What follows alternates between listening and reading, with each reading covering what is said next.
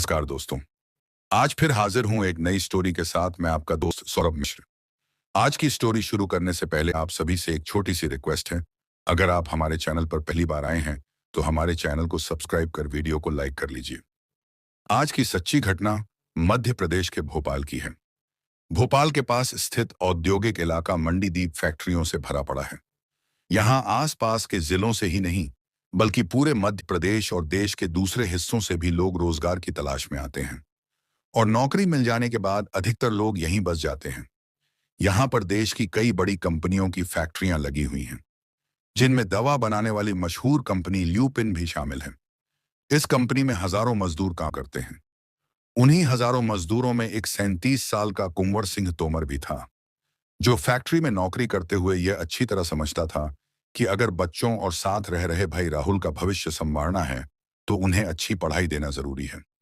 इसलिए वह पूरी मेहनत और लगन से नौकरी करता था और शाम को ड्यूटी खत्म होने के बाद पानी पूरी का ठेला भी लगाता था।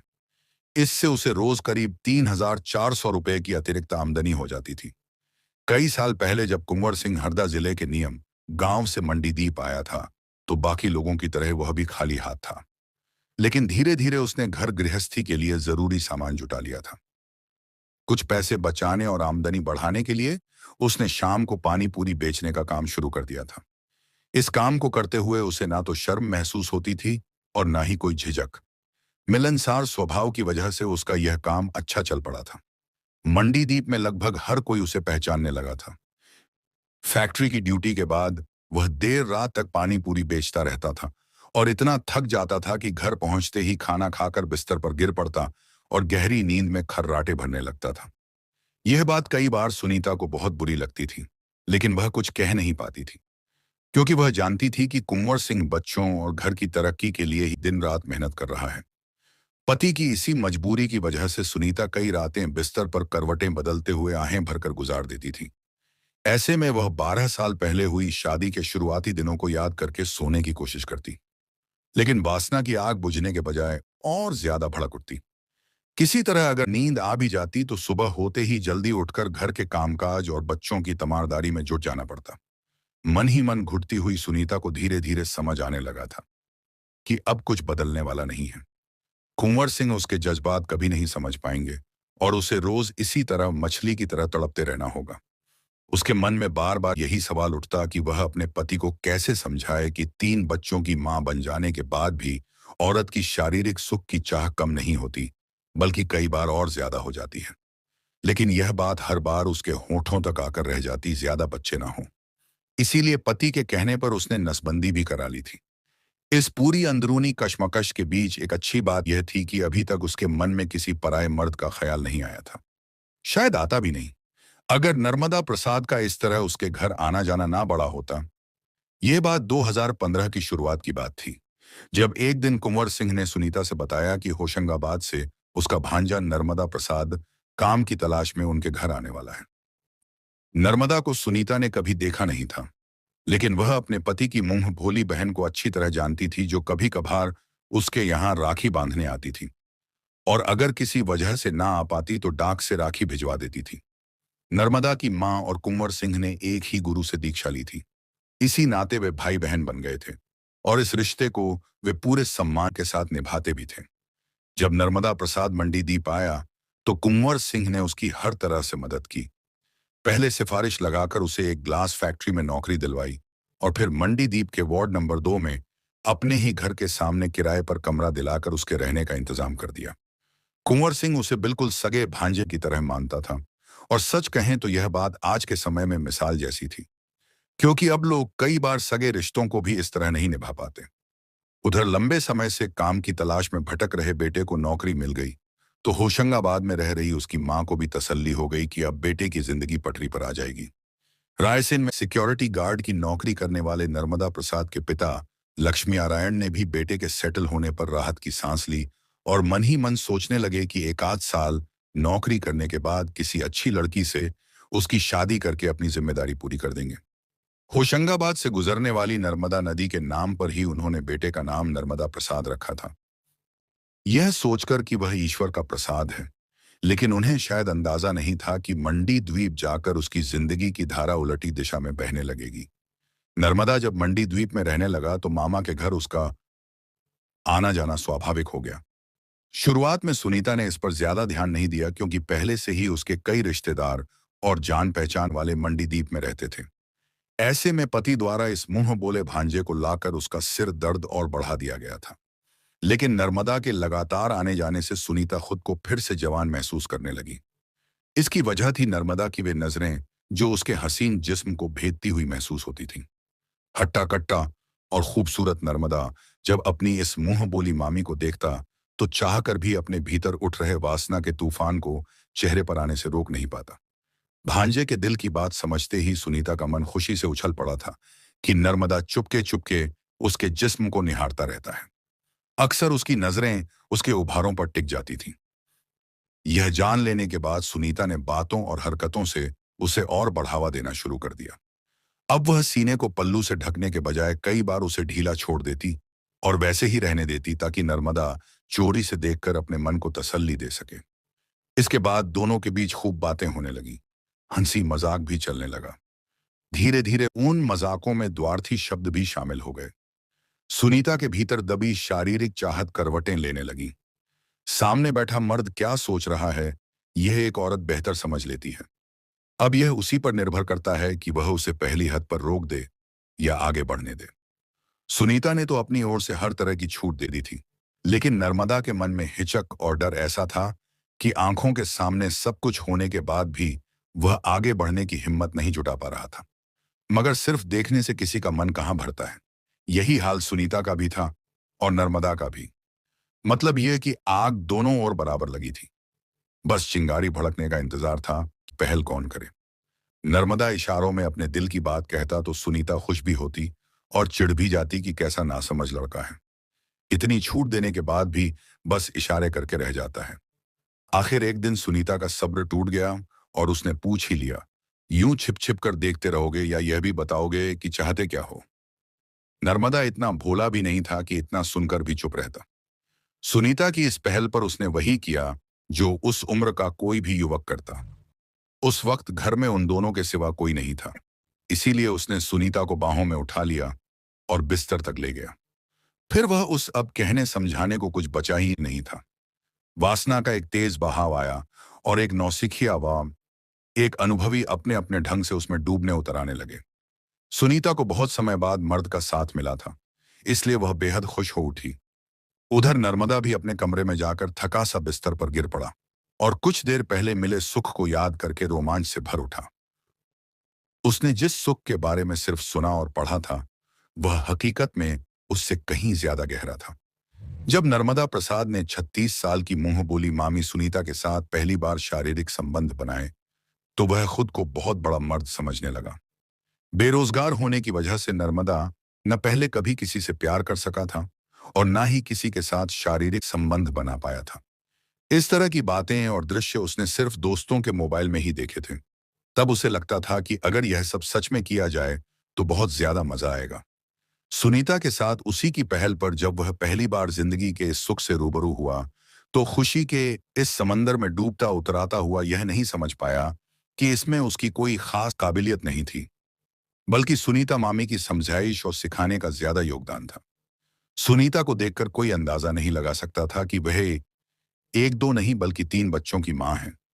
46 साल की उम्र में भी उसका बदन ऐसा लगता था जैसे सांचे में ढला हो। यह कुदरत की मेहरबानी ही थी क्योंकि वह अमीर औरतों की तरह ना फिटनेस सेंटर जाती थी और ना ही जिम, ना ही खूबसूरत दिखने के लिए किसी ब्यूटी पार्लर का सहारा लेती थी। हाँ, घर के सारे काम उसे खुद करने पड़ते थे क्योंकि पति की आमदनी इतनी नहीं थी कि काम वाली रखी जा सके। लेकिन पति की कमाई इतनी कम भी नहीं थी कि घर में भूखे रहना पड़े या किसी के आगे हाथ फैलाना पड़े। एक बार जब दोनों के कदम बहक गए तो दोनों के बीच यह लगभग रोज का सिलसिला बन गया। नर्मदा फैक्ट्री से लौटता और सीधा सुनीता के पास जा पहुंचता। मौके भी खूब मिल जाते थे क्योंकि उस समय बच्चे खेलने चले जाते थे और राहुल दोस्तों के साथ बैठा रहता था। उन दोनों के इस गलत रिश्ते पर किसी को शक तक नहीं होता था। इसकी वजह कुंवर सिंह का व्यवहार और इन दोनों की पूरी सतर्कता थी। उम्र में थोड़ा छोटा होने के बावजूद नर्मदा ने राहुल को भी इस तरह अपने बस में कर लिया था कि वह इस बारे में सोच भी नहीं पाता था। धीरे धीरे सुनीता और नर्मदा का शारीरिक लगाव प्यार में बदल गया और दोनों साथ जीने मरने की बातें करने लगे। इतना ही नहीं, उनका यह रिश्ता इस हद तक बढ़ गया कि वे बच्चा पैदा करने के बारे में भी सोचने लगे। इसके लिए सुनीता नसबंदी का ऑन प्रेशर खुलवाने तक को तैयार हो गई। क्योंकि मंडी द्वीप में रहते हुए दोनों की शादी मुमकिन नहीं थी, इसीलिए उन्होंने घर से भागकर शादी करने का फैसला कर लिया। सुनीता यह भूल बैठी कि वह 3 बच्चों की मां है और भले ही गरीब सही, लेकिन एक इज्जतदार आदमी की पत्नी है जिसकी समाज और रिश्तेदारी में अपनी अलग पहचान और रसूख है। नर्मदा भी यह भूल गया कि जिस मामा ने उसे किस तरह भागदौड़ कर नौकरी दिलाई और मंडी द्वीप में टिकने में मदद की, वैसी मदद तो शायद सगा मामा भी ना करता। और बदले में उसने क्या किया? अपने इसी मुंह बोले मामा की पीठ में छुरा घोंप दिया। नर्मदा और सुनीता दुनिया की सारी जिम्मेदारियां और रिश्ते नाते भुलाकर एक नई जिंदगी बसाने की तैयारी में लग गए थे।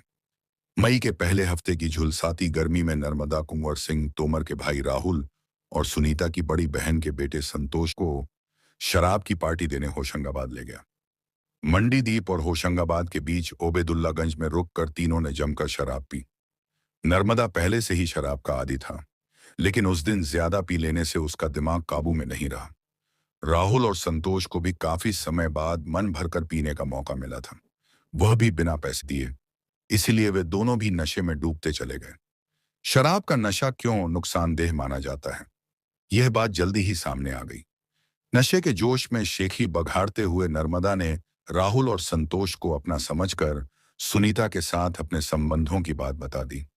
उसने दिल की बात जिस अंदाज में कही, उसे सुनकर राहुल का खून खौल उठा।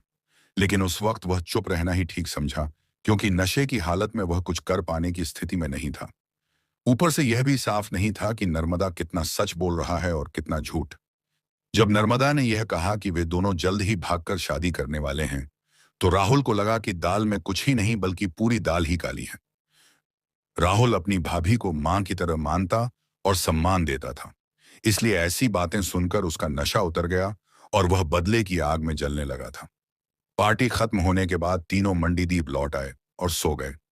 अगले दिन राहुल ने जिस तरह सुनीता और नर्मदा को आपस में बातें करते देखा, उससे उसे समझते देर नहीं लगी कि बीती रात नशे में कही गई बात पूरी तरह गलत नहीं थी। अब राहुल की मानसिक हालत बिगड़ने लगी थी। कल तक जो नर्मदा उसे पक्का दोस्त लगता था, वही अब उसे अपना सबसे बड़ा दुश्मन नजर आने लगा था, और जिसे वह मां के समान समझता था, वही भाभी उसे कुलटा जैसी लगने लगी थी, जो देवता समान पति को धोखा देने में जरा भी नहीं हिचक रही थी। राहुल के मन में यही सवाल घूम रहा था कि अब क्या किया जाए। अगर वह अपने भाई से कहता तो तय था कि भाई उसकी बात पर भरोसा नहीं करता और बेवजह हंगामा खड़ा हो जाता। यह भी हो सकता था कि भाभी ही उस पर उल्टे सीधे आरोप लगा देती। परेशान और उलझे राहुल ने संतोष से बात की, जो खुद भी पिछली रात से इसी बात को लेकर तनाव में था कि उसकी मौसी ऐसा कर सकती है। दोनों ने मिलकर फैसला किया कि अब नर्मदा को मारने के अलावा कोई रास्ता नहीं बचा है, और इसी सोच के साथ उन्होंने तुरंत एक योजना भी बना ली। शाम को जब नर्मदा उनसे मिला, तो दोनों ने ऐसा बर्ताव किया जैसे बीती रात की बात उन्हें याद ही नहीं है या उससे उन्हें कोई मतलब नहीं है। बनावटी खुशी दिखाते हुए उन्होंने नर्मदा से फिर शराब पिलाने की बात कही, और नर्मदा खुशी खुशी इसके लिए तैयार हो गया। तय हुआ कि आज कलियासत बांध पर जाकर पी जाए। तो 3 बांध पर पहुंचे और पीना शुरू कर दिया। फर्क बस इतना था कि आज राहुल और संतोष दिखावे के लिए धीरे धीरे घूंट ले रहे थे, जबकि नर्मदा को ज्यादा से ज्यादा शराब पिलाने की कोशिश कर रहे थे।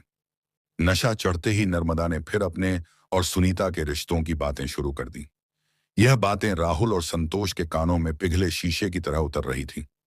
सुनते सुनते जब उन्हें यकीन हो गया कि नर्मदा इतना नशे में है कि कुछ कर नहीं पाएगा, तो दोनों ने एक दूसरे को इशारा कर दिया। इसके बाद उन्होंने उस पर चाकू से ताबड़तोड़ वार किए। नर्मदा के शरीर को चाकुओं से गोद दिया और उसके चेहरे पर एक भारी पत्थर दे मारा। जब उन्हें पूरा भरोसा हो गया कि वह मर चुका है, तो लाश को वहीं कचरे के ढेर में छिपा दिया और मंडीदीप लौट आए। अगले दिन 8 मई को थाना मिसरोद के थाना प्रभारी के एस मुकाती को किसी अज्ञात व्यक्ति ने फोन पर खबर दी कि कलियासोत नदी के पुल के नीचे एक नौजवान की सिर कुचली लाश पड़ी है। तो वह तुरंत पुलिस टीम के साथ घटनास्थल पर पहुंच गए। लाश देखते ही पुलिस समझ गई कि यह हत्या का मामला है। मृतक की पहचान के लिए जब तलाशी ली गई, तो जेब से मिली पर्ची पर लिखे फोन नंबर से उसकी पहचान नर्मदा प्रसाद के रूप में हो गई। शुरुआती जांच में पुलिस को कोई खास सुराग नहीं मिला।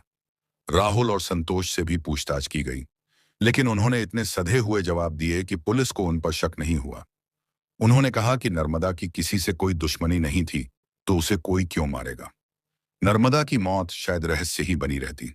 अगर उसकी मां के बयान दर्ज ना किए जाते, उसने अपने बयान में सीधे तौर पर नहीं, लेकिन इशारों में यह बता दिया था कि नर्मदा के अपनी मुंह बोली मामी सुनीता से नाजायज संबंध थे। इसके बाद पुलिस के पास ज्यादा सोचने को कुछ नहीं बचा। अपने बयानों में राहुल और संतोष यह बात छिपा गए थे कि पिछली रात वे नर्मदा के साथ कलियासोत नदी गए थे। पुलिस ने जब दोनों से सख्ती से पूछताछ की तो पूरी कहानी सामने आ गई। दोनों को हत्या के आरोप में गिरफ्तार कर जेल भेज दिया गया, लेकिन सुनीता पर कोई आरोप नहीं लगा, जबकि वही इस हत्या की वजह थी। हैरानी और सोचने की बात यह है कि जो औरत इस फसाद की जड़ थी, वह कानूनी शिकंजे से बाहर है। उसके पाप की सजा अब उसका जवान देवर और भांजा भुगतेंगे। दोस्तों, इस कहानी को सुनाने का मकसद किसी की भावनाओं को ठेस पहुंचाना नहीं, बल्कि आपको जागरूक और सतर्क करना है। हम चाहते हैं कि ऐसी घटनाओं से सबक लिया जाए और गलतियों से बचा जा सके। इस बारे में आपकी राय हमारे लिए बहुत मायने रखती है, तो कृपया कमेंट में जरूर बताएं कि आप क्या सोचते हैं। साथ ही आप इस वीडियो को कहां से देख रहे हैं, वह भी कमेंट में जरूर लिखें। अगर आपको हमारी मेहनत पसंद आई हो, तो वीडियो को लाइक करें, अपने दोस्तों और परिवार के साथ शेयर करें, और अगर आपने अभी तक हमारे चैनल को सब्सक्राइब नहीं किया है, तो अभी सब्सक्राइब कर लें। आपका समर्थन हमारे लिए बहुत कीमती है। आज बस इतना ही, कल फिर मिलेंगे एक नई स्टोरी के साथ। तब तक आप सभी अपना और अपने परिवार का ख्याल रखें। जय हिंद, जय भारत, वंदे मातरम।